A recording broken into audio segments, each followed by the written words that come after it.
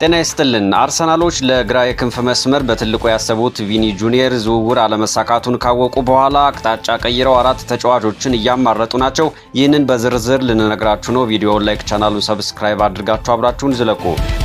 አርሰናል በክረምቱ የዝውውር መስኮት ከፍተኛ ብቃት ያለው የግራ ክንፍ አጥቂ ለማስፈረም ቪኒሲየስ ጁኒየርን ከሪያል ማድሪድ አስቦ እንደነበረ ይታወሳል። ይሁንና ይህ ተጫዋች በክለቡ አዲስ ውል መፈረሙን ወይም ማራዘሙን ተከትሎ የዝውውር መስኮቱ ከመዘጋቱ በፊት ሚኬል አርቴታና አንድሪያ በርታ አማራጮቻቸውን እንደገና ለማስላትና ለማነጻጸር ለማወዳደር ተገደዋል ማለት ነው። ምክንያቱም በቦታው አዲስ ስም ያለው ተጫዋች ማስፈረም የማይቀር ተደርጎ ነው የተያዘው። በክለቡ በኩል በዝውውር መስኮቱ ያለፉት ጥቂት ሳምንታት ለአርሰናል እጅግ ፈታኝ ነበሩ ማለት ይቻላል። ሞርጋን ሮጀርስ በእንግሊዝ የዝውውር ታሪክ በከፍተኛ ገንዘብ 117 ሚሊዮን ፓውንድ በሚሆን በቼልሲ እንግዲህ ተጠልፏል ማለት ነው። ዝውውሩ ከአርሰናል ጋር በከፍተኛ ሁኔታ ስሙ ሲነሳ የነበረ ተጫዋች ነው። ያን ዴሞንዴም ሪያል ማድሪድን መርጧል። በአርሰናል የጮሽ ዝርዝር አናት ላይ የነበረው ቪኒሲየስ ጁኒየር ደግሞ በሳንቲያጎ በርናቦ ለመቆየት ወስኗል ማለት ነው። ስለዚህ በእነዚህ ምክንያቶች ፈታኝ የነበሩ ያለፉት ሳምንታት ለአርሰናሎች። በስፍራው እንግዲህ ትሮሳርድ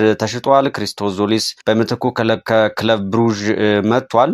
እንዲሁም ደግሞ ጋብሪኤል ማርቲኔልም በክለቡ ይቆያል የሚሉ ሀሳቦች አሉ። ላይቆይም ይችላል። ቢቆይም እንኳን ግን ሁለቱም እንግዲህ አርሰናል በፕሪሚየር ሊግ የዋንጫ ተፎካካሪነቱና በሻምፒዮንስ ሊግ ጉዞ ላይ ከፍ ሊያደርገው የሚችል እውነተኛ የዓለም ደረጃ የግራ ክንፍ አጥቂ ያለው ወይም ደግሞ የሚለውን መሰረታዊ ጥያቄ ሊመልሱ የሚችሉ ተጫዋቾች ናቸው ለማለት ያስቸግራል። ማርቲኔሊ የመውጣት እድልም አለው።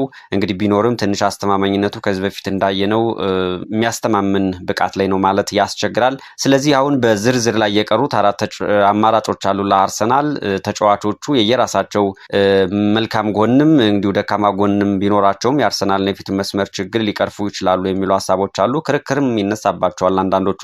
አንደኛው እንግዲህ ከፍ ባለ ደረጃ የተያዘው ኬናን ይልዲዝ ነው። የጁቬንቱስ ጉዳዮችን የሚከታተለው ማቲስ ፖክ የተሰኘው ሚዲያ እንደዘገበው ከሆነ አርሰናል ለቱርካዊው አጥቂ ኬናን ይልዲዝ በቅርቡ እጅግ ከፍተኛ የተባለ ጥያቄ ያቀርባል ይላል ዘገባው። ይህ እንግዲህ የመጀመሪያው አማራጭ ነው ወይም ደግሞ የመጀመሪያው ረድፍ ላይ የተቀመጠ አማራጭና አርሰናል የሚፈልገው እየሰሩበትም ያለው አማራጭ ነው ተብሏል። ከቪኒሲየስ ጁኒየር ዝውውር አለመሳካት በኋላ ይህ ዘገባ የወጣው ጁቬንቱስ ተጫዋቹ የሚሸጥ እንዳልሆነ ለአርሰናል ካሳወቀ ከጥቂት ሳምንታት በኋላ ነው ብሏል። ክለቡ እንግዲህ ኮከብ የሚባል አጥቂውን ማጣት አይፈልግም።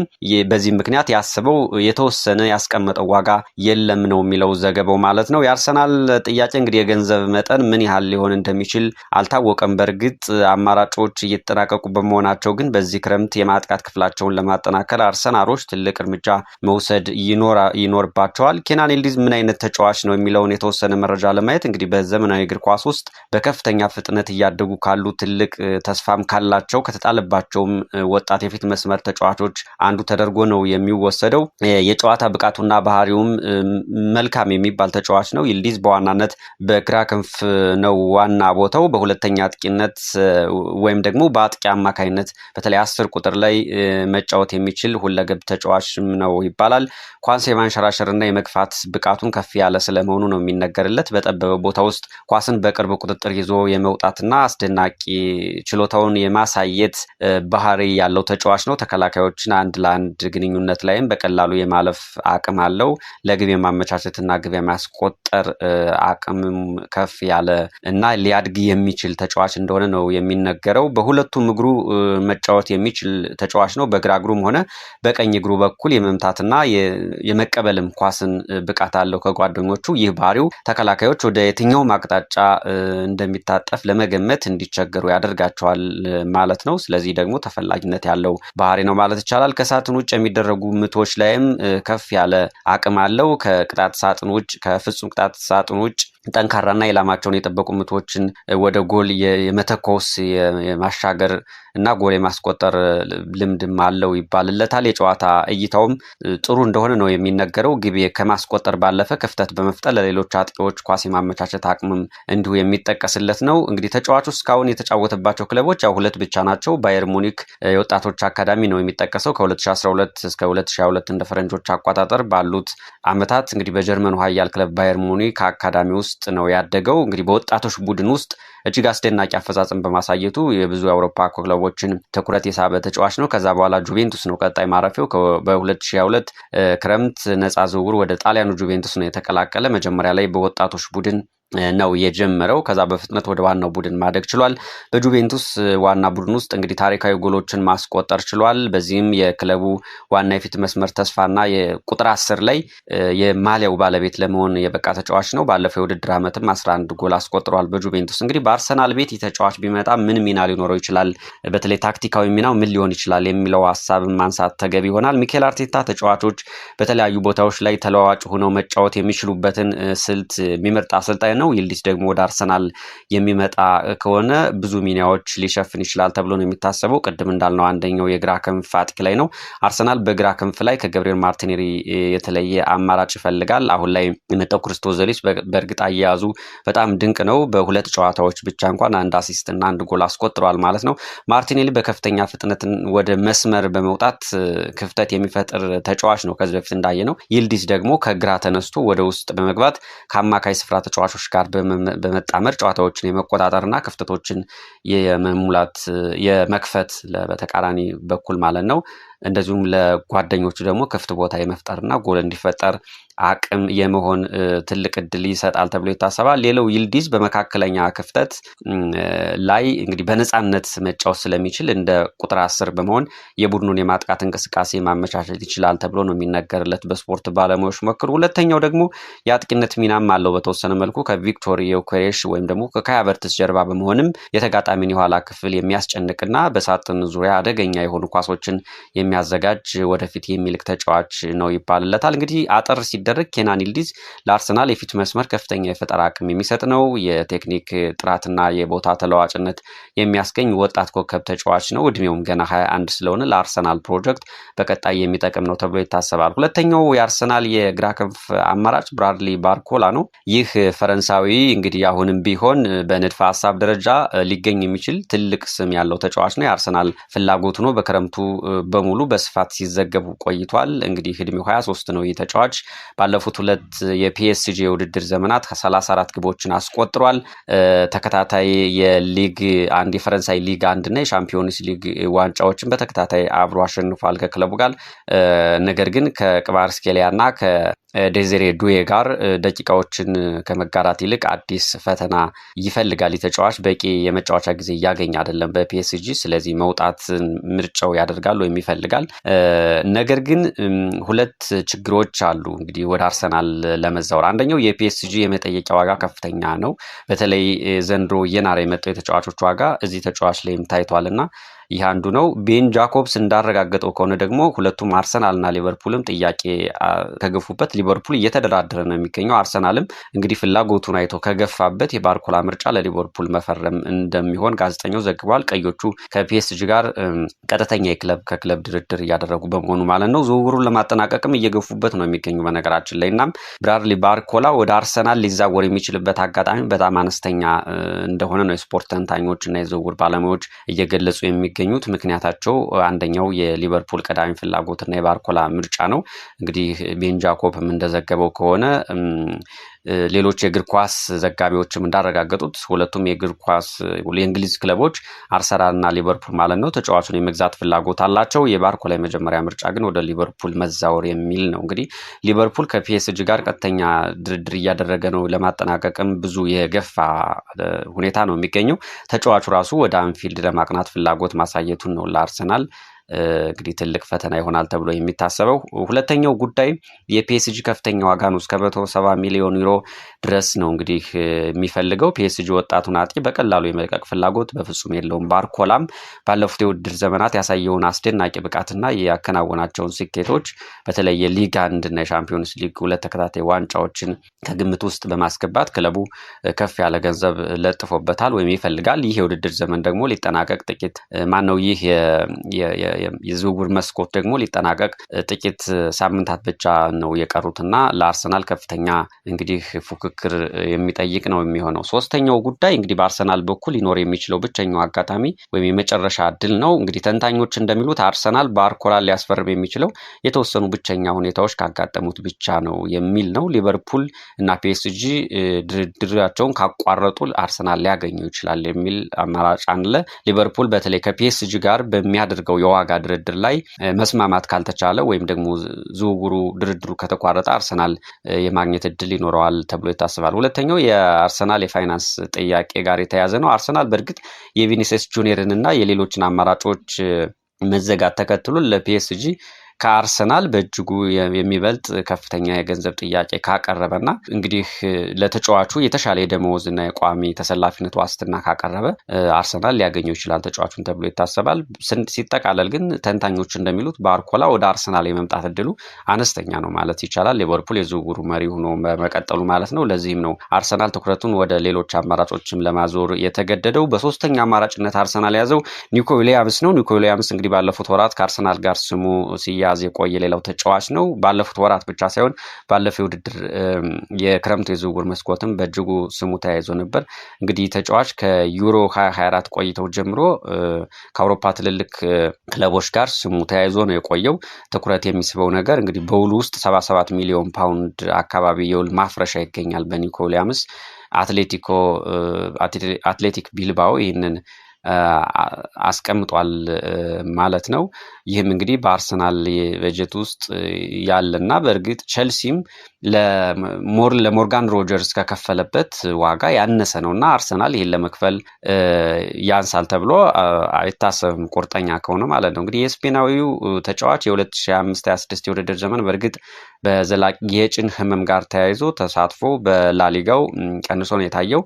በዓለም ዋንጫው ላይ ግን የነበረው ተሳትፎ አይተናል። በተለይ ስፔን በዓለም ዋንጫ ፍጻሜ ላይ እንደዛ ዶሚናንት ሆና ብትጫወትም ጎል ማስገባት አልቻለችም ማስቆጠርና ጭማሪ ሰዓቱ ላይ የተቆጠረችው ጎል ይኸው ኒኮ ዊሊያምስ አሲስት ያደረጋት ናት በግሩም ሁኔታና ጥሩ ስም ነው የተከለው ማለት ይቻላል። አትሌቲክ ቢልባኦ ደግሞ ለቀጣዩ የውድድር ዘመን ምንም አይነት የአውሮፓ ውድድር አላገኘም። በላሊጋው 12ኛ ደረጃን ይዞ ነው ያጠናቀቀው። ስለዚህ ተጫዋቹ ክለቡን ለመልቀቅ ሁኔታዎች ከምንጊዜውም በላይ ተመቻችተውለታል ፍላጎት ካለው ማለት ነው። ይሄ የታማኝነት ጥያቄ ሁልጊዜም የዊሊያምስ መለያ ባህሪ ስለመሆኑ ይነገርለታል። ባለፈው ክረምት እንግዲህ ከአትሌቲክ ቢልባኦ ጋር የ10 ዓመት ውል ነው፣ ረጅም ዓመት ነው ያስፈርመው እና ሁልጊዜም ስለ ክለቡ እንደ ቤቱ አድርጎ ነው የሚናገረው። ኒኮ ዊሊያምስ ታማኝነቱ ከፍ ያለ ነው። ነገር ግን በአውሮፓ ውድድር በሌለውና በመካከለኛ ደረጃ ላይ በሚገኝ የላሊጋ ክለብ ውስጥ ገና እንደዚህ ስም ያለው ተጫዋች እየተጫወተ በከፍተኛ ደረጃ የመወዳደር ብቃት እያላቸው በዚያው መቆየትን የሚመርጡ የመምረጥ ነገር እንግዲህ ላይኖሩ ይችላል ወይም ይህን ማሰብ ከባድ ሊሆን ይችላል እና ወደ አርሰናል የመዛወር ፍላጎት ሊያሳይ ይችላል ተብሎ ነው የሚታሰበው። ስለዚህ ለአርሰናል ተጫዋቹ ገና ወጣትም ስለሆነ ሊጠናቀቅ ወይም ሊጠቅም ይችላል የሚሉ ሀሳቦች አሉ ወደ አርሰናል ከመጣ። አራተኛውና የመጨረሻው አማራጭ ለአርሰናል እየታየ ያለው ኢሊማን ኒዲያዬ ነው። እንግዲህ ኒዲያዬ እጅግ በጣም ሊገኝ የሚችለው አማራጭ ተብሎ ነው እየተነገረለት ያለው።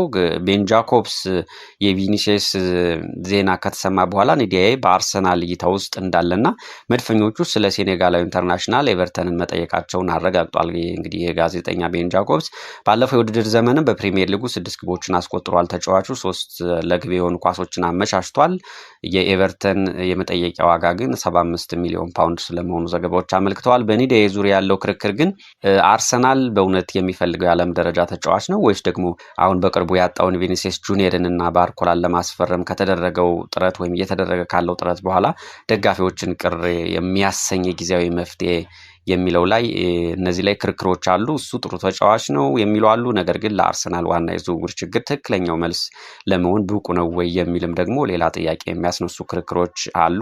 አንድ ነገር ግን እርግጠኛ መሆን ይቻላል፣ ኒዲያዬ ወደ አርሰናል ወደ ኤሚሬትስ መዛወሩን በደስታ እንደሚቀበለው ምንም ጥርጥር የለውም። በተጫዋቹ በኩል ምንም አይነት ችግር ይፈጠራል ተብሎ አይታሰብም። በእርግጥም የዝውውር መስኮቱ ለመዘጋት 4 ሳምንታት ያነሰ ጊዜ ነው የቀረው። እንግዲህ ይህ በመሆኑም አርሰናል ይህንን ሁኔታ በፍጥነት መፍታት ይኖርበታል። በተለይ በግራ ክንፍ በኩል ያለውን ችግር በአርሰናል በግራ ክንፍ ብቃት ያለው ተጫዋች ለማስፈረም ምን ያህል ዝግጁነት አለ በተለይ ባለቆቹ በኩል የሚለውም አንድ መነጋገሪያ ነገር ነው። አርሰናል በእርግጥ በግራ ክንፍ መስመር ላይ ከፍተኛ ብቃት ያለው ተጫዋች ለማስፈረም ያለው ዝግጁነትና ቁርጠኝነት እጅግ ከፍተኛ ነው ማለት ይቻላል። ይህንን ቀደም ብለውም ሲናገሩት ነበር አለቆቹ። በዝውውር ገበያው ላይ የገጠሙት እንቅፋቶች ወደ ፈተና ግን ጥለውታል ተብሎ ነው የሚታሰበው ክለቡን። ግን አሁንም ደግሞ ብዙ እድሎች ብቻም ሳይሆን መሰናክሎችም አሉ ሊኖሩም ይችላሉ። አንደኛው ጥሩ ነገር የፋይናንስ ዝግጁነት አለ በአርሰናል በኩል። አርሰናል በዚህ የዝውውር መስኮት ለትልቅ ዝውውር የሚሆን በቂ በጀትና የፋይናንስ ዝግጁነት እንዳለ ነው የሚታወቀው። ለሞርጋን ሮጀርስ፣ ለያን ዲያሞንዴ እና ለቪኒሲየስ ጁኒየር ያደረጋቸው ጥረቶች አሉ አርሰናል ለነዚህ ምናልባትም ከ80 እስከ 100 እና ከዛም በላይ ሚሊዮን ፓውንድ በላይ ወጪ ለማድረግ ዝግጁ እንደነበር አረጋግጧል። እና በአሁኑ ወቅትም ቢሆን 77 ሚሊዮን ፓውንድ የውል ማፍረሻ ያለው ኒኮ ዊሊያምስ ወይም ደግሞ 75 ሚሊዮን ፓውንድ የሚጠየቀውን ኤሊማን ኒዲያይን ለማስፈረም ወይም ደግሞ ከዚህ በላይ ዋጋ የሚጠይቀውን ይልዲዝን ለማስፈረም የፋይናንስ ችግር ይገጥማል ተብሎ አይታሰብም አርሰናል እና በዚህ በኩል ችግር አይኖርም። የስፖርታዊና ታክቲካዊ ፍላጎት ቁርጠኝነትም አለ። ሚኬል አርቴታና የስፖርት ዳይሬክተሩ አንድሬ ቤርታ በግራ ክንፍ ላይ የዓለም ደረጃ አጥቂ መጨመር ለቀጣይ ፕሪሚየር ሊግና ሻምፒዮንስ ሊግ ፉክክር ወሳኝ እንደሆነ በጥብቅ አምነዋል። አርቴታም ይህንን ሰሞኑ ኢንተርቪው አስረግጦ ነው የተናገረው። ስለዚህ የማርቲኔሊና የዞሊስ ሁኔታን ካየ ነው እንግዲህ በእርግጥ ክርስቶስ ዞሊስ ቢመጣምና ገብርኤል ማርቲኔሊን በክለቡ ቢኖርም እንኳን አርቴታ ቡድኑ ወደ ተሻለ ደረጃ የሚያሸጋግር ልዩ የክንፍ ተጫዋች ይፈልጋል ተብሎ ነው እየተነገረ ያለው።